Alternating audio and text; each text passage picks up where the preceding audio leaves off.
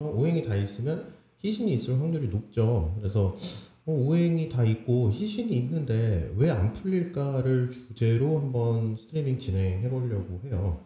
어떤 사람이 사주가 해월생이라고 해봅시다. 해월생이다라고 하면 용신은 이제 우리 이거 임수인 거 다 알죠? 임수 용신이고 이 용신이라는 것을 잘 쓰기 위한 환경에 적합하게 쓰기 위한 요건이 희신이었어요. 그래서 희신이라는 게 있네, 있구나 이렇게 얘기할 수 있죠. 그래서 용신을 잘 쓸 수 있는 희신이 있다. 그리고 뭐 예를 들어 이렇게 인월생이다 라고 하면 인월생이 천간에 이런 식으로 간목이나 병화가 있는 경우라고 하면 개수가 있다. 개수가 있으면 개수가 일단은 희신이 되고 그 밖에도 이런 식으로 병화가 있다. 그러면은 개갑병을 하기에 너무 좋은 사주 구조를 갖고 있잖아요. 예. 그리고 우리 또 이 신월생 한번 볼까요? 신월생은 딱 봤는데 이 신월생이 일단 정화라는 희신이 있고 정화 경금 있으면 임수까지 있으면 내가 뭔가를 만들어서 제작해서 내다 팔기까지 한다라고 하니까 이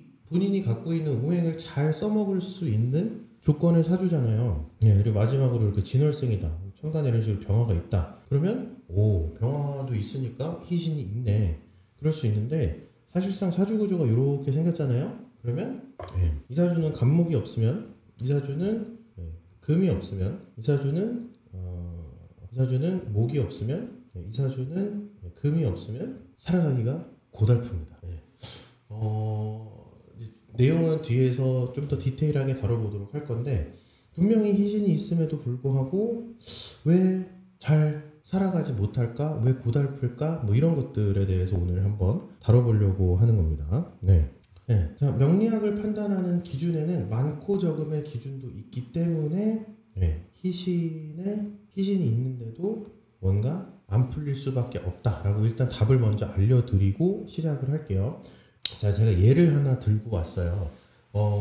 많고 적음이 왜 문제가 될까라고 하는 거에 대해서 의문을 가질 수 있는 분들이 분명히 계실 거니까 예를 들어 하루에 우리 물 섭취, 오늘 물 섭취 많이들 하셨나요, 선생님들? 몇 컵 드셨어요? 만약에 드셨다면 물을 얼만큼 드셨는지. 거의 안 드셨나요? 물 챙겨 먹기도 사실 의식적으로 챙겨 먹기도 쉽진 않죠. 많은 분들이 물 많이 마시면 좋은 거 아니냐 뭐 이렇게 알고 계신 분들도 계실 거예요. 그래서 물 충분 섭취량이라는 게 이렇게 어느 정도 정해져 있어요. 그래서 연령에 따라 이렇게 나이대, 연령에 따라서 물 충분 섭취량이라는 게 존재하고 그 밖에 성별에 따라서도 물 충분 섭취량이 달라요. 그렇다는 건 과거에는 이렇게 물을 좀 많이 의식적으로 먹으면 좋다 이런 얘기가 있었는데 우리나라 사람들 경우에는 야채, 채소 이 야채 채소 섭취량이 우리나라 사람들이 정말 많이 높아요. 생각보다 많이 높은데 다른 나라들과 대비했을 때도 굉장히 많이 높다라는 거를 통계 자료가 이렇게 나와 있다라고 이렇게 근거가 마련이 되어 있는데 야채나 채소에도 우리가 수분이 존재하기 때문에 실질적으로 많아봤자 하루에 1리터가 안 넘는 게 보이실 거예요. 많아봤자 1리터가 안 넘게 어쨌든 마시긴 마셔야 된다. 권장 섭취량이라고 하는 게 대략 남자는 19세에서 29세 사이가 약 1리터 그리고 여성분의 경우에는 800ml 정도 0.8리터죠. 그래서 이런 수치로서 이제 섭취를 해주면 이게 권장이 된다라는 게 2020년도에 나와 있고 상대적으로 우리가 물을 많이 섭취를 하다 보면 농도가 낮아질 수밖에 없어요. 체내의 농도. 그러면은 간이고 뭐 그런 위고 뭐 이런 비장 이런 그 체내에 있는 여러 가지 신체 기관들이 부어요. 물을 흠뻑 머금어서 붓게 되고 그렇게 되면 제 기능을 못할 수 있다. 다시 말해서 결국에는 이제 과유불급이라고 하는 거를 이 물 마시는 거에서도 우리가 느낄 수가 있다, 체험을 할 수가 있다라고 설명을 할 수가 있겠죠. 그래서 적당량 뭐든지 내 신체 조건 여기 보면 체중과 연령 뭐 이러한 요소들 그리고 신체 조건에 따라서 그거에 맞춰서 물을 섭취를 해야 될 것이다 이렇게 설명을 할 수 있죠. 그러면 우리가 원령이라고 하는 걸 이 신체 조건이라고 이해를 해주신다면 이 원령에 맞추어서 적당량 어떤 오행이 있는 게 가장 그 환경에 적합하다라고 이야기를 할 수 있는데, 만약 그러한 신체 조건 대비 내가 뭔가 많고 적다라고 하는 균형의 밸런스가 무너지는 그런 상황이 발생을 한다면, 결론적으로는 내 신체에 이상이 생기는 것처럼 사주에도 뭔가 문제가 생길 것이다 라는 걸로 이해를 해주시면 됩니다. 그래서 체중, 상황, 컨디션, 연령 이런 것들에 따라서 물 섭취량을 다 달리 하는 거 앞에 연령대 표로도 보셨을 거예요. 그런 것처럼 특정 오행도 원령이 무엇이냐에 따라서 뭐가 많고 뭐가 적으냐에 따라서 영향을 줄 수가 있다라는 거. 그리고 이 많고 적음이라고 하는 거를 조금 있어 보이게 얘기를 하자면 태과불급이라고 얘기를 해요. 그래서 뭔가 너무 많거나 너무 뭔가 조금 부족하거나 라고 얘기를 하게 되는 거고, 팔자용신 전구원령이라고 이야기를 했을 때 사주팔자에서 우리가 활용하면서 살아가는 요소는, 우리가 직접적으로 이 사주에서 쓰임을 찾는 요소는 오로지 원령에서 구한다 라고 하는 게 팔자용신 전구원령이죠. 그래서 원령이라고 하는 걸 굉장히 중요하게 생각을 해주시고 쳐다봐 주셔야 된다. 많고 적음이라고 하는 것 역시나 그 기준은 원령이 된다라는 거를 꼭 기억을 해주셔야 돼요. 그래서 이 원령이 뭘까라고 할 때는 월별로 행하는 일 또는 그 월의 특징이 어떤가라고 하는 건데, 이 월의 특징 속에는 온도, 습도, 자연현상 등이 다 들어가 있습니다. 그래서 이 온도, 습도, 자연현상에 따라 월별로 행하는 일이 결정이 되는 거예요. 우리 겨울이 됐을 때 두꺼운 옷을 꺼내는 거는 온도가 낮아졌기 때문에 두꺼운 옷을 꺼내는 거죠. 이렇듯 온도와 습도라고 하는 것에 의해서 사람의 행동이나 하는 일이 결정이 된다라는 인과관계가 있다라는 게 이 원령 속에 녹아든 어떤 메시지와 우리가 알아갈 수 있는 요소가 된다라는 것을 꼭 기억을 해주셔야 됩니다. 봄은 추운 데서 점점 따뜻해져 간다라고 이야기를 할 수 있습니다. 그리고 2월하고 3월에 산불이 제일 많이 나는 이유. 왜 그럴 것 같아요? 건조해서. 맞아요. 건조해서 그렇습니다. 겨울을 겪으면서 온도가 내려가죠. 그럼 온도가 내려감으로 인해서 습도도 같이 내려가는데, 온도가 내려간 다음에 습도가 내려가니까 실질적으로 가장 건조한 시기는 11월, 12월, 1월이 지나고 나서 2월, 3월이 가장 건조하다고 생각을 해주시면 돼요. 그래서 2, 3월에 산불이 제일 많이 나요. 건조해서 그렇습니다. 그래서 봄이라고 하는 거는 건조하면서 점점 습해져 간다. 여름이 도래했을 때는 굉장히 습하다라고 이야기를 할 수 있어요. 7, 8월 습도는 꾹꾹 눌러놨던 화도 금세 꺼내게 만드는 그런 습도라고 이야기를 할 수 있습니다. 그렇게 여름을 지나고 나면요, 우리가 가을이라고 하는 계절이 돌아오게 되는데, 가을에는 더운 온도에서 점점 따뜻해지는 온도를 거쳐 서늘하고 추워진다라고 이야기를 할 수 있겠죠. 그래서 그거를 길게 쓰기보다는 이제 더위에서 따뜻해지고 겨울로 넘어갈 때는 온도는 따뜻함을 거쳐 서늘함을 넘어서 춥다까지 이야기를 할 수 있는 온도가 나타나게 됩니다. 봄은 자축 인묘였어요. 그러면 자축 인묘라고 하는 게 봄에 들어가는 시기고, 이 시기는 우리가 습도가 발생합니다 라고 통상 오행반을 들으신 분들은 제가 가르쳐 드렸죠. 그러면 이야기를 할 수 있는 게, 자축월은 12월부터 1월까지인데 이때 무슨 습도가 발생을 해요? 라고 여쭤보실 수도 있지만, 실제 이 자축월의 경우에는 습도가 발생합니다. 근데 사람이 느끼지 못할 뿐이에요. 왜냐하면 습도는 땅 속에서 발생을 하기 때문에 그렇습니다. 그게 이제 인묘월 정도 되어야 그 땅 속에 있던 습도가 조금씩 땅 위로 스멀스멀 증발이 되어서 습도가 이제 올라오나 보다라고 하는 걸 느끼게 되는 거거든요. 해서 봄에 발생할 수 있는 문제는 습도와 관련된 문제가 발생을 할 수도 있겠구나. 습도가 너무 많아지면 어떻게 될까? 그래서 제가 여기 습도가 과하면이라고 한번 가져왔죠. 그러면 우리 땅 속에서 습도가 발생을 한다라고 이야기를 했으니까, 가령 이런 식으로 뿌리나 이런 식으로 있는 어떤 식물이 있다라고 한다면, 이거는 인묘월 정도가 됐을 때의 뿌리인데, 자축월에 뿌리를 발생한다라고 하면 씨앗으로부터 이 뿌리가 발생을 하겠죠. 근데 만약에 이 주변이 너무 습하다라고 하면 이 뿌리는 어떻게 될까요? 선생님들, 습도가 너무 높으면 무슨 일이 일어나나요? 여름에 가령 우리가 살아가는 데 있어서 습도가 너무 높은 여름에 어떤 일이 일어나는지를 조금만 생각을 해보자고요.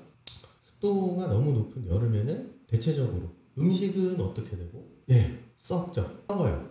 습도가 너무 높은 상태가 유지가 되게 된다면 결국에는 이 내부에 있는 습도로 인해서 뿌리가 썩게 돼요. 그러면 아까 제일 처음에 봤을 때 자축월이라고 하는 시기에 월지에 자 또는 축이라고 하는 게 들어가 있는데, 습도라고 하는 것이 너무 왕한 상태로 관찰이 되는 사주 구조가 있다라고 한다면 이 갑목의 상태가 안 좋게 될 수밖에 없겠죠. 뿌리를 내리는 시기에 뿌리가 썩어버리는 현상이 일어날 수 있겠구나 라고 하는 거를 예상을 할 수 있게 됩니다. 그러면 우리가 이 갑목을 잘 쓸 수 있을까요? 자축월에 태어난 사람들에게는 갑목은 나의 감성을 무언가 나타내는 것으로서 설명을 할 수 있는 요소가 되는데, 감성이라고 하는 것을 나타내려고 하는 그러한 갑목이라고 하는 것이 결국 썩어버린 거예요. 그러면 어떤 현상이 나타날까? 갑목을 잘 쓸 수 있을까요? 이런 식으로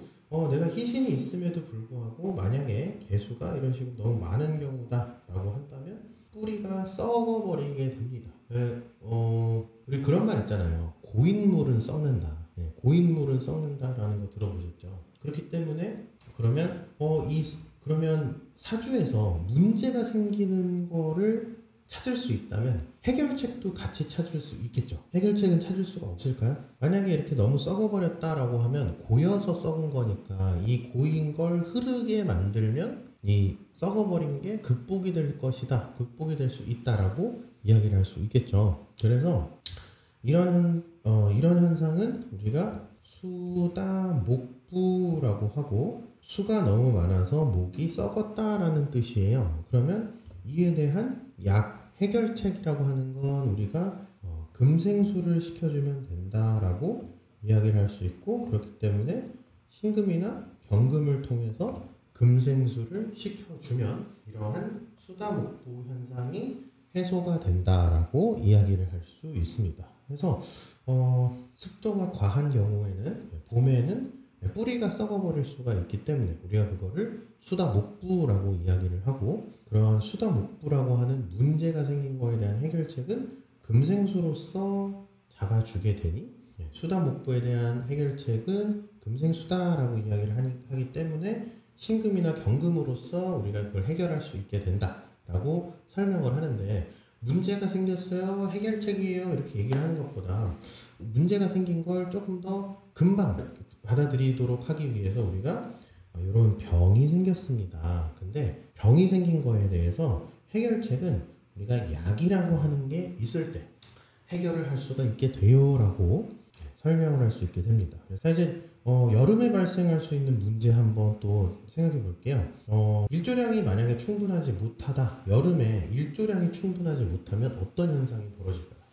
여름에 일조량이 충분하지 못하면 자연에서 어떤 현상이 벌어질지, 이거를 한번 또 우리 이렇게 식물이 이런 식으로 자란다라고 했을 때, 예를 들어 빛이 이렇게 여기까지만, 그래서 가지가 적당히 벌어지고 이렇게 쭉쭉 커야 되는데 키만 쭉 큰다거나 아니면 아예 성장을 못하게 될 가능성이 큽니다. 그러면 일조량이 충분치 못하는 건 결국에는 햇빛이 가려진 거죠. 그래서 햇빛이 가려진 걸 우리가 회화라고 얘기를 하고, 햇빛이 가려졌기 때문에 이 여름에는 벌어질 수 있는 것들이 벌어지지 못하게 되었다. 그러면 다른 쪽은 벌어지는 현상이 일어나는데 나는 벌어지지 못하는 현상이 일어났기 때문에 상대적으로 꽃을 피울 수가 없게 되는 거예요. 그렇게 되면 남들은 다 발전하는데 나는 제자리 걸음을 하게 되는 그런 현상이 발생하게 되고,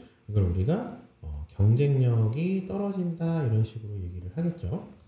오늘 설명드린 내용은 이런 식으로 사주에 뭔가 너무 많고 적음에 따라서 문제가 생길 수 있다라는 거를 설명을 드린 거고, 이거에 대해서 해결책이라고 하는 것은 어떻게 찾는가, 그 해결책이라고 하는 것을 찾는 방법론이라는 거를 설명을 드린 거고, 그걸 우리가 병약용신 혹은 뭐 태과불급의 기 이렇게 이야기를 한다라는 거를 말씀드렸습니다. 제가 오늘 이 컨텐츠를 들고 온 이유는 사실 제가 3월달부터 강의를 또 진행을 해요. 그래서 지금 모집 중에 있는데 이렇게 원일 사주명리라고 치시면 이렇게 수강 신청 들어가셔서 병약용신 수업을 진행을 하고 있고, 이 수업은 우리가 3월 8일부터 시작하고요. 오후 2시부터 시작을 하고 2시간 동안 수업이 진행됩니다. 총 20주 과정이고요. 좀 전에 보셨던 내용들처럼 병약용신이라고 하는 거를 어떻게 찾고 어떻게 다룰 것인지, 어떻게 해석할 것인지, 그리고 그 병약용신에 대한 기본적인 조건, 아무 데서나 회화가 일어나거나 아무 데서나 뭐 금한순행이 일어나거나 아무 데서나 어떤 그런 화다목분 이런 것들이 일어나지 않아요. 기본적인 어떤 조건들이라는 게 있는데, 병약용신을 하다 보면 중구난방으로 말씀하시는 분들이 좀 계시거든요. 그래서 그거에 대한 기본적인 기준이라든가 아니면 기초적인 지식들을 바탕으로 어떻게 이 각각의 내용들을 해석해 나갈 것인지, 그리고 각 계절별로 온도 습도는 어떻게 구성이 되는지에 대해서 설명을 드릴 겁니다. 그래서 20주 과정이고 3월 8일 토요일입니다. 그래서 매주 토요일 오후 2시부터 2시간 동안 수업이 진행이 된다. 병약용신 수업에서는 이거를 각 원령별로 그리고 품별로 어떻게 어떤 병이 존재하고 왜 그런 병이 존재하고 어떻게 해석이 되며 해결책은 무엇이고 그 해결책은 어떻게 통변하면 되는지에 대해서 설명을 드릴 겁니다. 아시겠죠? 그래서